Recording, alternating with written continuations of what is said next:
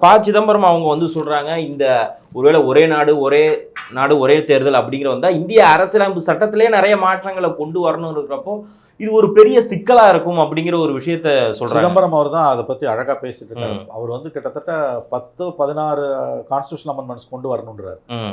ஒன்னொன்னே அவர் சொல்றாரு சிதம்பரம்.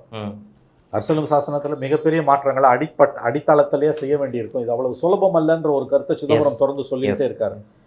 ஆனா அவ்வளவு சுலபமா அதை நம்ம வந்து மோடி அரசு செய்யாதுன்னு விட்டுட முடியாது. அரசியலமைப்பு சாசனத்தை காலின் கீழ் போட்டு மிதிக்கக்கூடிய மோடி இதை தான் செய்வார், அதை தான் செய்ய மாட்டார்னு எதுவுமே சொல்ல முடியாது. அஃப்கோர்ஸ் லீகல் சேலஞ்ச் பயங்கரமாக இருக்குன்றது தான் சிதம்பரம் அவர்களுடைய அந்த கட்டுரை தெரிவிக்கிறது.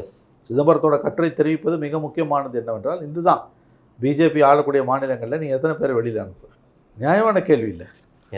அப்படி இருக்கப்போ இது ஒரு அவங்க ஓவரால் சொல்ல வர்றது இது அதிபராட்சி முறை மாதிரி இருக்கும். எப்படி ரஷ்யாவில் இதில் எல்லாமே இன்னைக்கு புதின் ஒரு மாற்றத்தை கொண்டு வந்தார் இல்லையா? அவர் தான் என்றைக்குமே அதிபராக இருக்கிற மாதிரி அது கடும் விமர்சனங்கள் ஆன மாதிரி மோடியும் தன்னை ஒரு அதிபராக்கிறதுக்கான ஒரு வேலையை தான் இது அப்படித்தான் என்ன தோன்றுகிறது. இது வந்து அடிப்படை கட்டமைப்பே அவங்க கை வைக்கிறாங்க.